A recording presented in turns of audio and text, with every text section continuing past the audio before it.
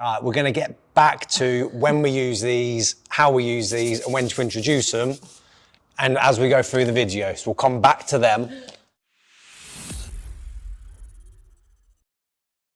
We're starting off with tips for training. Yep. So we started off with like a professional. Oh my God. We started off with doing our weight sessions. Every week we did the similar sort of things, didn't we? Or changed them up, back day, leg day. Yeah, it was classic gym upper people. day, lower day, front, back. Whatever. So it was mixed up, but it was classic gym training. Yeah, and I love training my back, by the way, just thought I'd throw that in there. So then we discovered Hyrox, well Steve did, long story. But when we discovered Hyrox and we saw the movements and the running, I was like quite overwhelmed, and you added on some bits at the end of our training, didn't you? We slowly introduced it to break it down. So when you start about doing Hyrox, don't worry about everything we showed you at the beginning or worrying about it all. Build things in slowly. So that's tip number one when you're a complete beginner to it. Yeah. So start off by doing some farmer's carry, see how your grip is, because you need to do some work on your grip, to be honest, with the farmer's carry. We did actually. I remember doing that with, I can't remember what the weight of the dumbbells were, but it might have been 16 kilos, thinking, oh, these actually feel quite heavy. And then it was doing them with 18 kilos. And oh, we did, didn't we, actually? With the dumbbells, before we even got the right kettlebells. Yeah.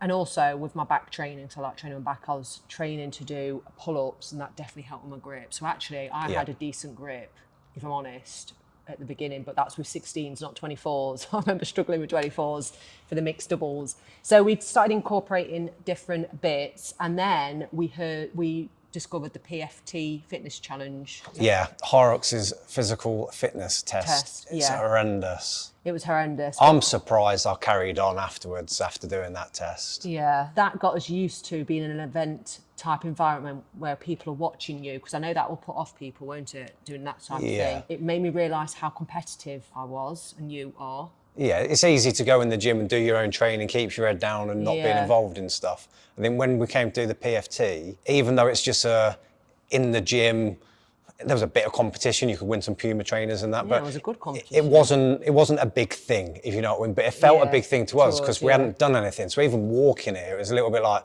oh, I feel a little bit nervous actually coming to this.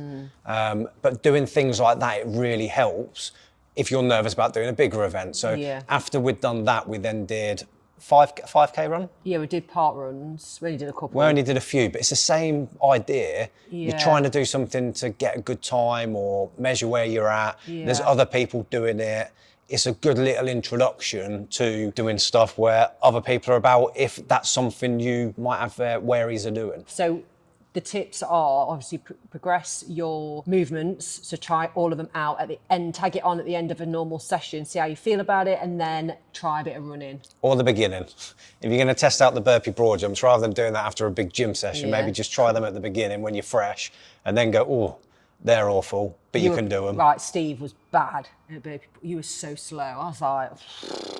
Yeah, so tight as well. It was so hard to get into position because I was that rigid. Stiff, aren't you? With what I was doing. And that just took time. But if you do try doing something like burpee broad jumps, tip number 2, if we're going to have numbers, nah, we're not going to have numbers. Stretch, get a stretch in. We've now got pretty good at stretching. Stretch before you train as a dynamic stretch after you train as static stretches. And if you can make time, stretch in the evening. It does help. If you've got that mobility, it makes a massive difference to your burpee broad jumps. I still find though, there's different techniques you can use. So like with burpees, I do them when I jump forward and jump back, mainly because even with the stretching that I'm doing, I'm still not great at getting down into that position. If I do it as a step, I'm still in a little bit of an awkward position. Whereas if I jump forward and back, it kind of springs me because I'm still pretty tight. You're so much better at it now. You're faster than me, because I used to do the jumps, but on our last event, I stepped into it and it was so much better for me. I think most people will find it better stepping because it's less tiring. The way I look at that is, and again, this is very different when you're doing a doubles compared to doing singles. When I'm doing doubles, I'm doing 4 sets of 7. I'm going to do 7. I'm going to have a rest while Francesca goes. I'm going to do 7, rest. Once I've done 4 sets. Do 6. Oh, we're back to 6s. I've been doing 7s. This is why we've been doing better. Either way, however many you're doing, you're going to do them. It's 4 sets. it's not, you're not going, oh, I need to do 80 meters. It isn't if you're doing the singles, but even if you're doing the singles, you need to break it down in your head a bit and work out what you can do. There'll be some people who can do them unbroken, fair play. Yeah. For most of us, you're going to either be doing them in sets of 6s or 7s or Use 10s. 6 7s anyway. And build it up. But it's practicing the movement, getting your body efficient at doing that movement and finding the technique that works for you. Yeah, so for those that don't know, we've only done mixed doubles for Hyrox events, and we've done 4 now, and we're moving on to London Olympia on the 5th of May. Yeah, can't wait for that. I can wait. Because it scares the hell out of me, but it's a challenge, and that's another thing with the Hyrox. Be open to accepting the challenge and pushing yourself that little bit more. So that's the thing we're trying to say is don't do too much too soon, especially with running. So we started off running a kilometre, 2 kilometres, and built it to 5, then 6, then we went to 10, then we did 12 and 14, didn't we? When did we start adding in heart rate training? How far into our training was it when we did that? I didn't have it for the PFT. I think we got it for the January 2023 event. Don't put that, it absolutely stinks. Who else does this? Stinks. Don't smell it. You know it's going to stink, but you still smell it. Don't, it stinks. You can wash the band. Right, so we use the MyZone ones. There's loads of bands out there, but we like MyZone, we like the app. So like definitely get a tracker device. So it took us time, but then we got Garmin because we thought we was getting all athletes now, aren't we? Yep. We're taking it seriously. So I got the Garmin watch. No, you got it first, I got it second. What is it? It's a pretty basic Garmin. Forerunner 245. Then we got the MyZone. So, and then I've got a Whoop, you haven't yet. A Whoop is brilliant for tracking sleep. So because we wanted to progress so much, we've taken it I've definitely taken it very seriously. So we track a lot, don't we? And it does help. We've built it up. Yes. We haven't at the very beginning gone, right, we need a strap, this, and then you just go, it's all too much. At the beginning, you just need to start doing a bit of training. Yeah. As you get into it, then you can then go, actually, a heart rate monitor will be a pretty decent thing to introduce into your training. Yeah. And there's loads of stuff out there on heart rate. I'll post about it as well. Yeah. It's really good. You'll then, with the Garmin watches, when you're doing your longer runs, you can look back and go, oh, what speed did we do? And what was our average speed? And were we quick at the beginning? If you like all the stats and stuff, it's really helpful to have. So yeah, definitely recommend the Garmin watches and the MyZone strap. Don't be afraid to be obsessed with it as well. That's the only reason why we've progressed so much is definitely because we've become obsessed, hyper-focused on what we are trying to achieve and do small goals. So for the PFT, in training, I would only hit the bronze, and my goal was to do it in under 26 minutes at a time, and I managed it by 30 seconds or something. And that was a massive achievement. Yes, I was dead at the end of it. So then what we discovered, I got a lot of headaches, and then we looked into hydration, and I literally carry drinks everywhere, fill a bottle, electrolytes. Yeah, I keep this at the gym. This is just Himalayan pink salts. I'll add that to my water while I'm training, but we do take electrolytes as well. They make a big difference, especially if you sweat a lot. Which Steve sweats absolutely. Sweat buckets. for fun. That's what Buckets. On my CV, one of my sort of qualities, I put that sweating. Qualities on the CV. I'm good at sweating. Yeah. So yeah, definitely look into taking electrolytes. They're easy to get, and they just taste a bit salty, don't they? Yeah. They're and fine. then what else do we have? We do have magnesium. What's that? Don't forget the Skittles. So when you are training and when we are training, you can take energy gels.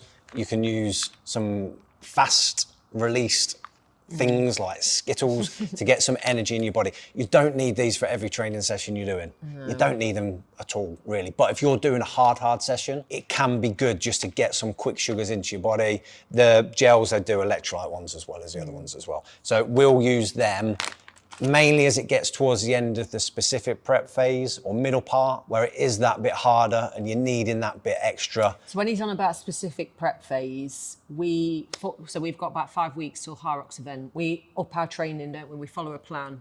Yeah, so we're doing lots of specific prep movements. So 8 weeks out of the event, that's a good time to start making your training more specific to the event that you're doing.